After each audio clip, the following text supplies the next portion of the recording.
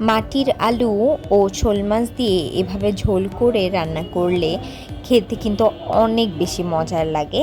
আজকে আমি আপনাদেরকে মাটির আলু আর শোল মাছ দিয়ে রান্না করে দেখিয়ে দিচ্ছি।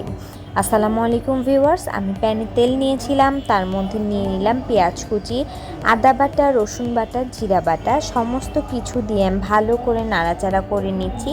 এখন আমি এর মধ্যে দিয়ে দিব হলুদ গুঁড়া, পরিমাণ মতন লবণ আর ধনিয়ার গুঁড়া আর লাল মরিচের গুঁড়া। সমস্ত কিছু দিয়ে আবার ভালো করে নাড়াচাড়া করার পরে আমি শোল মাছগুলো দিয়ে দিচ্ছি। আর আমার শোল মাছটা অনেক বড় ছিল, পিসগুলো অনেক বড় হয়েছে, আমি ভালো করে কেটে পরিষ্কার করে নিয়েছি শোল মাছটা। এখন সমস্ত মশলার সাথে শোল মাছটা নাড়াচাড়া করে নিচ্ছি। আর তার মধ্যে আমি কাঁচা মরিচ দিয়েছিলাম। এখন সামান্য পরিমাণে গরম পানি দিয়ে আমি শোল মাছটাকে কিছুক্ষণ ঢাকনা দিয়ে কষিয়ে নেব। তো শোল মাছটা আমার কষানো হয়ে গেলে আমি শোল মাছটা তুলে রাখবো। মাটির আলুগুলোকে এখন আমি যে সামান্য ঝোল আছে এটার মধ্যেই দিয়ে দিচ্ছি। মাটির আলুগুলোকে আমি খুব ভালো করে কেটে পরিষ্কার করে নিয়েছিলাম। এখন ঢাকনা দিয়ে ঢেকে দিচ্ছি মাটির আলুগুলো সিদ্ধ হওয়ার জন্য। তো আমার মাটির আলুটা কিন্তু সিদ্ধ হয়ে গিয়েছে, দেখেন আমি একটা খুন্তির সাহায্যে দেখিয়ে দিচ্ছি। তো আমি কিছুক্ষণ ভালো করে মাটির আলুটাকে কষিয়ে নিয়ে আমি এটার মধ্যে ঝোলের পানি দিয়ে দিচ্ছি।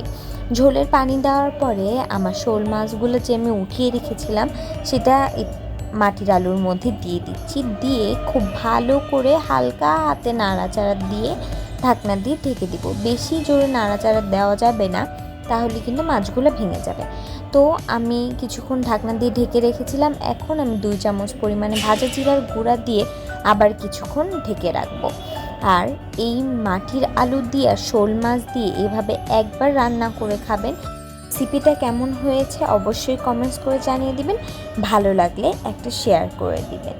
আর ফেসবুক থেকে দেখে থাকলে একটা লাইক এবং ফলো দিয়ে রাখবেন। ইউটিউব থেকে দেখে থাকলে একটা সাবস্ক্রাইব করে রাখবেন।